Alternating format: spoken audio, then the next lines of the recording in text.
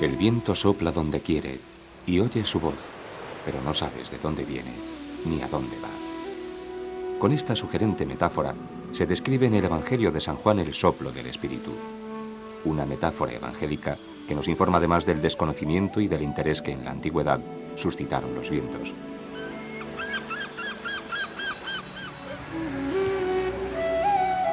En el siglo I a.C., los chinos, pioneros de tantos descubrimientos, habían elaborado complejas clasificaciones de los 24 vientos de las estaciones y habían utilizado las cometas para comprobar sus diferentes comportamientos.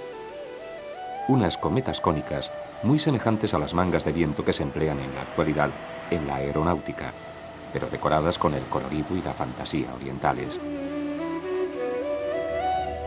Aquellas cometas chinas pueden ser consideradas las precursoras de todos los aparatos de medición hasta hoy. Y se atribuye también a este pueblo la fabricación de las veletas que señalan la dirección del viento.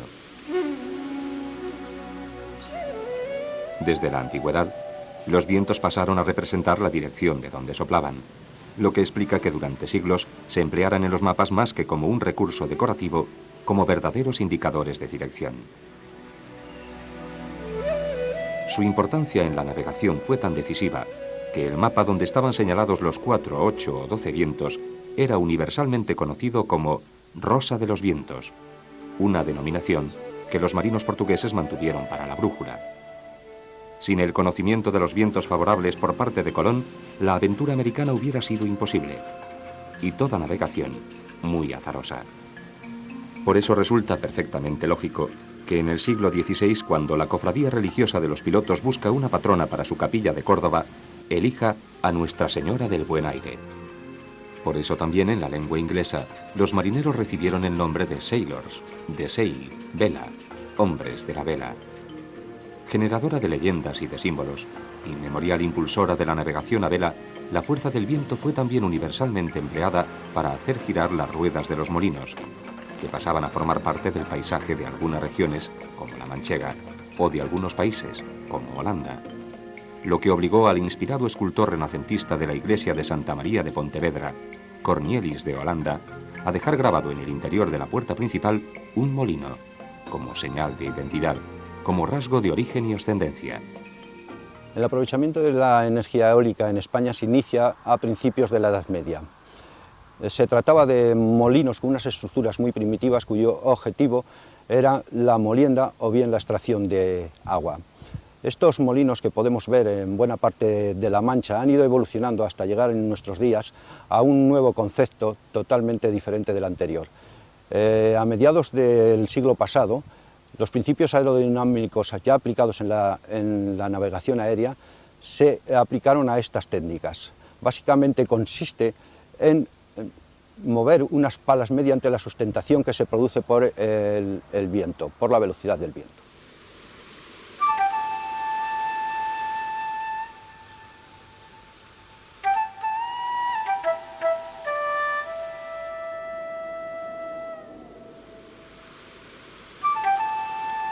Por toda la geografía española nos podemos encontrar los molinos de viento tradicionales. En Galicia se distribuyen por distintas zonas de la costa y del interior.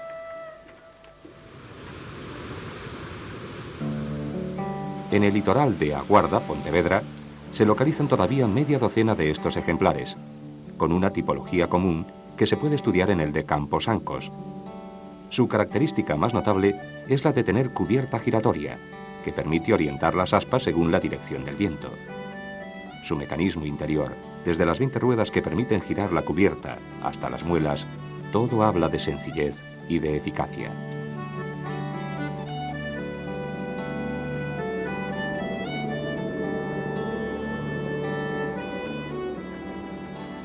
Otro emplazamiento privilegiado para estos ingenios es la zona de Catoira. En la parroquia de Avalo, en el Monte Mesón, se levantan 3 molinos, que responden a una nueva tipología de torre fija, que recoge los vientos por los 2 lados.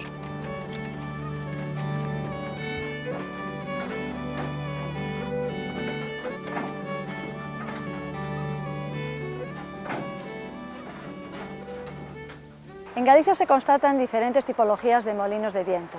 Por ejemplo, los molinos de armazón, por ejemplo, los molinos de torre giratoria y también los molinos de torre fija. Dentro de estos molinos de torre fija encontramos con dos grupos principales, que son los que tienen la cubierta giratoria, de manera que las aspas se pueden orientar según la dirección del viento, y aquellos que tienen la cubierta también fija.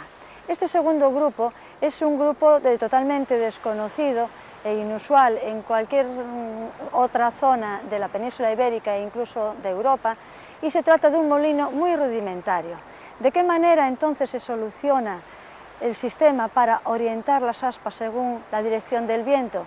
Pues el ingenio popular lo ha solucionado de la siguiente manera, que es poner un sistema bidireccional, o sea, de aspas dobles, cuyo eje atraviesa la pared, de manera que están orientadas hacia las caras opuestas de la torre, porque hacia estas caras son los puntos donde los vientos dominan principalmente en la zona. El funcionamiento interior más o menos es muy semejante en unos y en otros. En los de cubierta giratoria quizá las piezas, los elementos son más evolucionados, podemos encontrar también dobles muelas. Sin embargo, en los fijos los elementos son mucho más rudimentarios y nunca encontramos ningún sistema doble de molturación. Por tanto, nos encontramos en estos últimos ante un ejemplo realmente curioso dentro de la tipología general de los molinos de viento.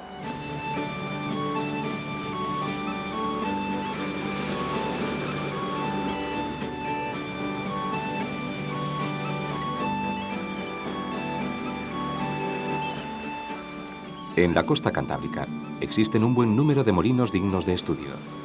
Podemos tomar como referencia el de Santa María de Mogor, en el ayuntamiento lucense de Mañón.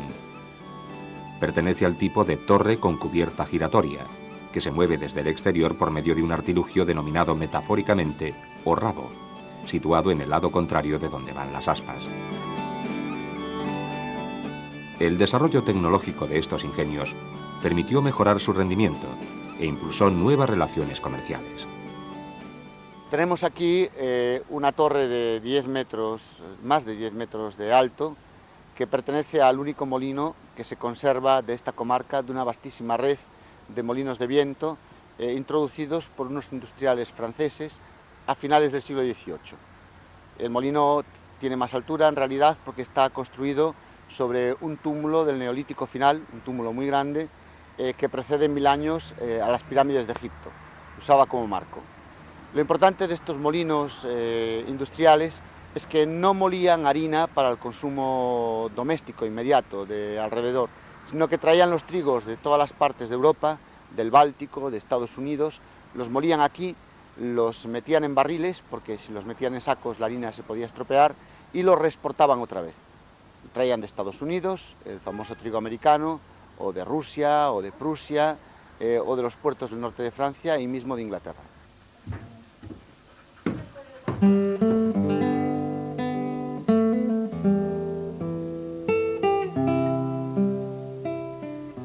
Cualquier región española podría ofrecernos un buen inventario de este tipo de molinos, aunque la estampa acuñada por Cervantes dio universalidad a los de La Mancha.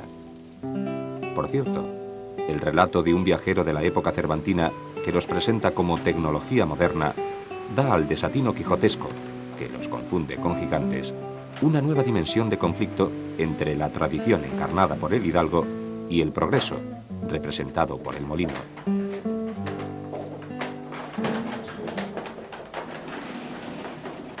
Estamos en la oficina de turismo de Consuegra, Toledo, en La Mancha, en uno de los 11 molinos que rehabilitó el ayuntamiento de Consuegra en la década de los 60. Sin embargo, el origen histórico de estos molinos se remonta al siglo XVI, siglo en el cual, durante una gran sequía, hubo que sustituir los tradicionales molinos de agua por molinos de viento. Pan había que hacer todos los días, y ellos le encontraron aquí esta solución, en estos ingenios.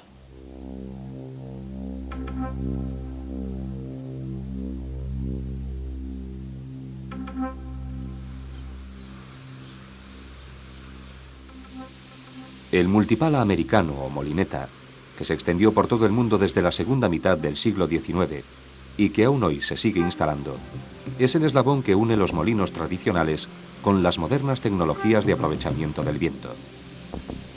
En este sentido, los primeros datos científicos a considerar se refieren justamente a las posibilidades del aprovechamiento de la energía eólica.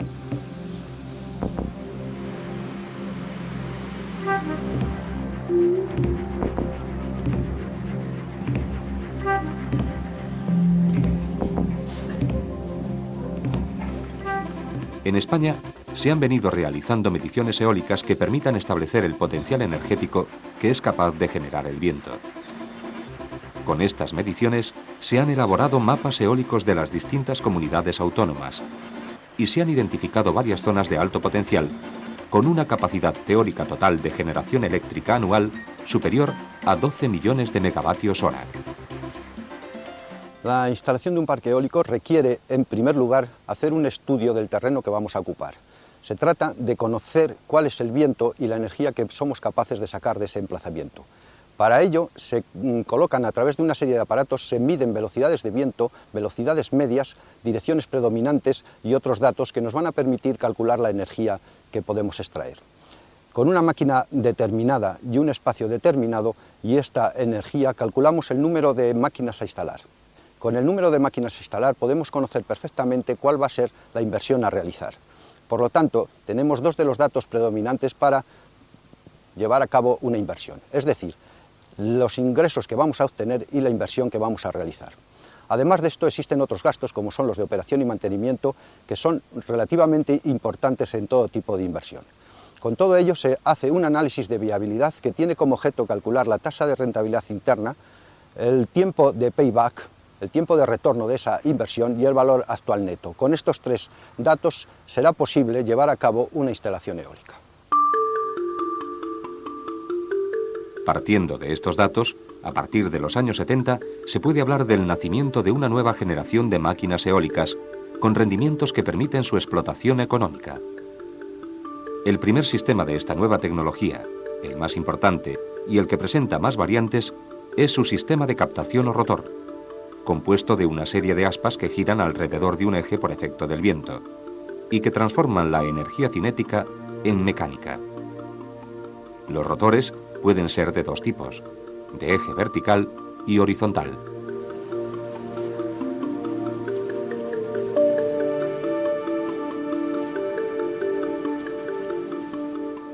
De eje vertical es el rotor Savonius, compuesto por dos semicilindros colocados a cierta distancia uno del otro, de manera que el aire puede circular entre ellos. Se trata de un dispositivo sencillo, de fácil construcción y en general de pequeña potencia. El rotor Darrieus consta de dos o tres aspas en forma de parábola, unidas a un eje vertical por sus extremos. A pesar de no poder ponerse en marcha solo, es uno de los rotores de eje vertical más avanzados. El rotor Giromil es básicamente semejante al Darrieus, con la particularidad de que sus aspas modifican automáticamente su inclinación en función de la dirección del viento, lo que produce un mejor rendimiento, además de arrancar solo, sin ayuda. Los rotores de eje horizontal, posteriores en el tiempo, están formados generalmente por dos o tres aspas y tienen un rendimiento aerodinámico mayor, pero necesitan un viento con una velocidad relativamente elevada para que comiencen a funcionar, del orden de 5 metros por segundo. Nuestro aerogenerador AE46, certificado por el Germanische Joyce como clase 1, incorpora un rotor de 46 metros de diámetro. Este rotor puede girar a dos tipos de revoluciones, 25.6 revoluciones por minuto en la velocidad alta y 17 revoluciones por minuto en la velocidad lenta. La velocidad lenta de 17 revoluciones por minuto se utiliza cuando el viento oscila entre 3 y 7 metros por segundo y la velocidad alta de 25.6 revoluciones por minuto se utiliza cuando el viento es superior a 8 metros por segundo. La potencia nominal, el aerogenerador la consigue con una velocidad de viento del orden de unos 13-14 metros por segundo. Con esta velocidad de viento, el aerogenerador está en su potencia nominal de 660 kilovatios. Para hacernos una idea, estos 660 kilovatios, si consideramos que en una familia la potencia instalada en una vivienda puede ser del orden de 4,4 kilovatios, significaría que que el aerogenerador a plena potencia, 660 kilovatios, podía alimentar a unas 150 viviendas. El análisis comparativo del rendimiento de los distintos tipos de rotores nos ilustra gráficamente cómo desde los molinos tradicionales los rotores han ido acercando su rendimiento al considerado óptimo o ideal. Ya hemos visto cómo los molinos tradicionales habían de ser orientados manualmente frente al viento. En las modernas máquinas eólicas se emplean dos sistemas. En las máquinas de pequeña potencia, el sistema de orientación está formado por una aleta estabilizadora situada en la parte posterior del rotor, de manera que encare el viento como una veleta. En los grandes generadores, el sistema de orientación es un servomecanismo automático, compuesto por una pequeña veleta que recoge la dirección del viento y que gobierna el servomecanismo girando el rotor hasta situarlo en la dirección adecuada. El viento debe de incidir siempre en el plano perpendicular al rotor.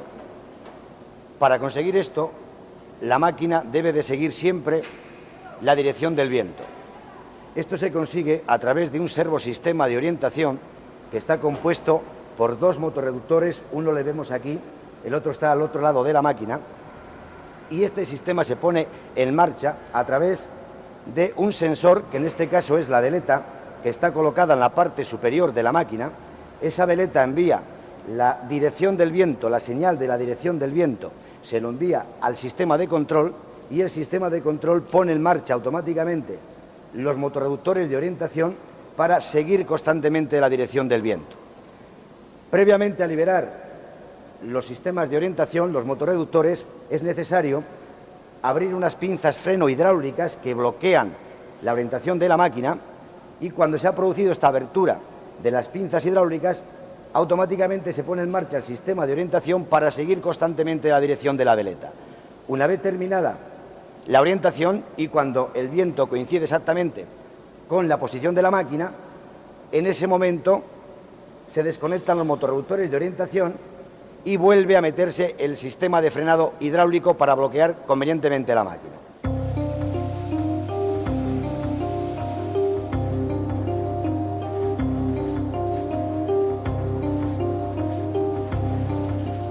Para un mejor rendimiento, las máquinas eólicas precisan mantener más o menos constante su velocidad de rotación, corrigiendo las variaciones en la velocidad del viento y parando de rotar cuando su velocidad supere los límites de seguridad. El más primitivo sistema de regulación consiste en una veleta fijada rígidamente a la carcasa del motor, que provoca una inclinación del eje de la máquina con respecto al viento cuando la velocidad de éste aumenta, manteniendo constante la velocidad de rotación y parando el motor cuando llega a una posición perpendicular. En las máquinas de mediana y gran potencia, la regulación se produce por la variación de incidencia de las aspas, también llamada variación de paso, que modifica el ángulo de ataque de las aspas del rotor, aumentando o disminuyendo la potencia de la máquina.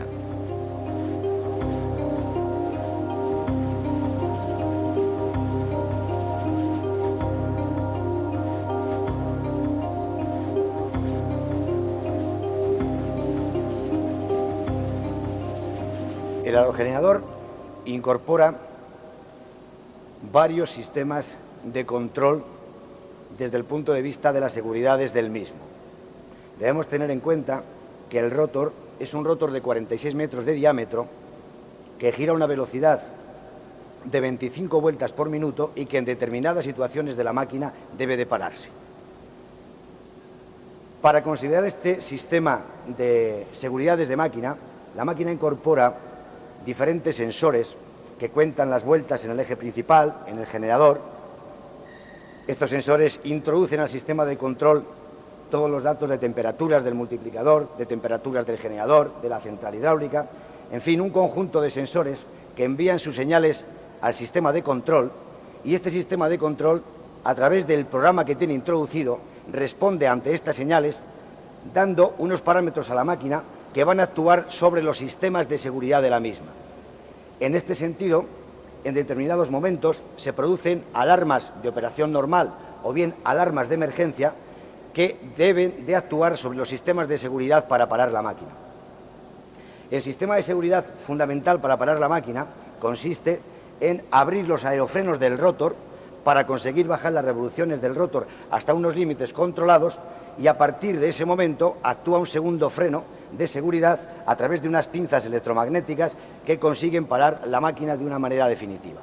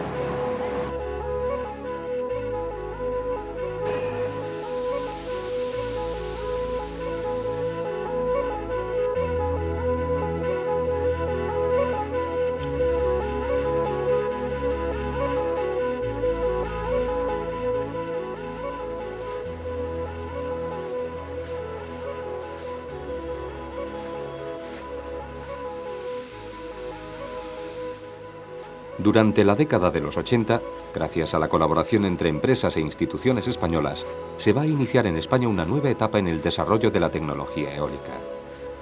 Es el momento en que se crean instalaciones con máquinas de pequeña y mediana potencia que permiten dar un contenido tecnológico básico a la naciente industria del sector. Asimismo, es el momento de adquirir una mayor experiencia en la explotación y mantenimiento de las mismas. Será, sin embargo, a partir de los 90, cuando se construyan en España máquinas eólicas con un alto potencial y un mejor rendimiento económico. Son los años en que se construyen, además, los primeros parques de demostración, conectados ya a la red de distribución eléctrica, y en los que, por su carácter experimental, se considera prioritario el desarrollo tecnológico.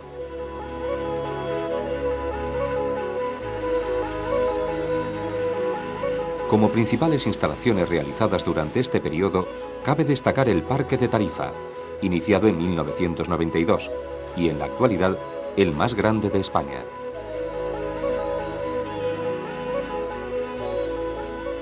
Las empresas que colaboran en este parque siguen estudiando las distintas posibilidades de aprovechamiento de la energía eólica, sobre todo en el campo de la fabricación, instalación y explotación de aerogeneradores españoles. Nos encontramos aquí en Tarifa. En Tarifa ahora hay aproximadamente 110 megavatios instalados con un número de máquinas de aproximadamente 400. Aquí concretamente nos encontramos en la Sierra del Medio con una instalación que se ha creado recientemente, que tiene una potencia instalada de 10 megavatios y 19 máquinas de 660 y 600 kilovatios. El principal desarrollo durante los últimos años ha sido el crecimiento en tamaño de las máquinas. Eso es la altura de la torre, el aumento del diámetro del rotor y, por consiguiente, el aumento de la potencia eléctrica. Quiere decir que con menos máquinas se produce más energía.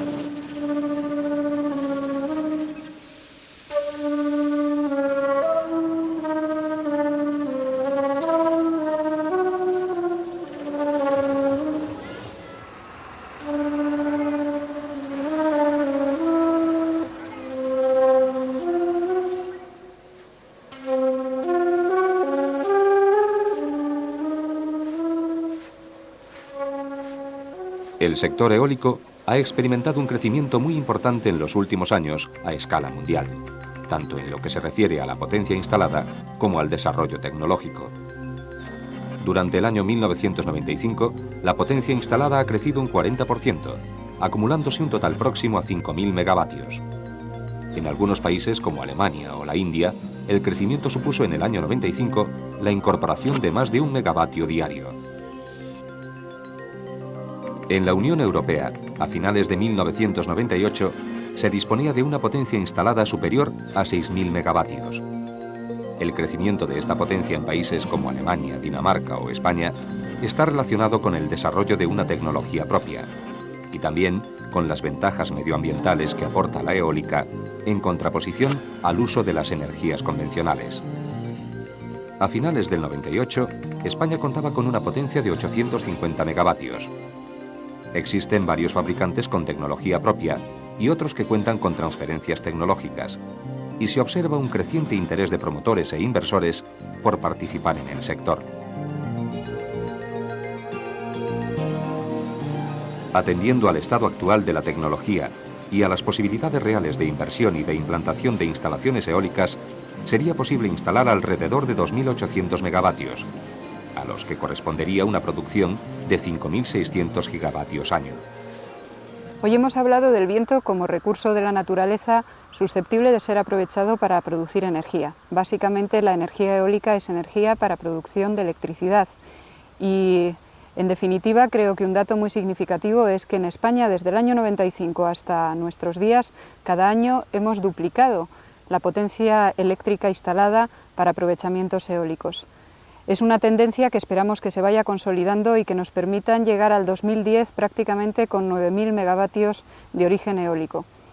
La apuesta es importante, no solamente desde el punto de vista energético, es también una apuesta tecnológica significativa. Son varias las empresas españolas que en este momento tienen tecnología propia y son también muchas las empresas que están apostando por la investigación en este área y la posibilidad de hacer máquinas cada vez mejores que permitan cada vez un aprovechamiento más intensivo del viento como fuente energética.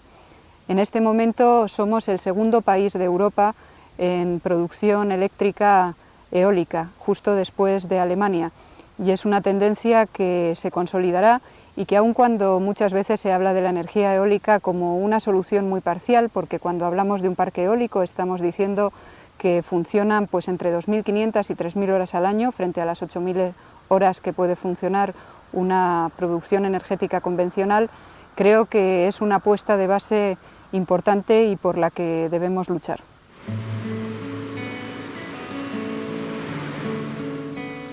Homero describe en la Ilíada el regalo que Eolo le hizo a Ulises para que pudiese volver a su patria.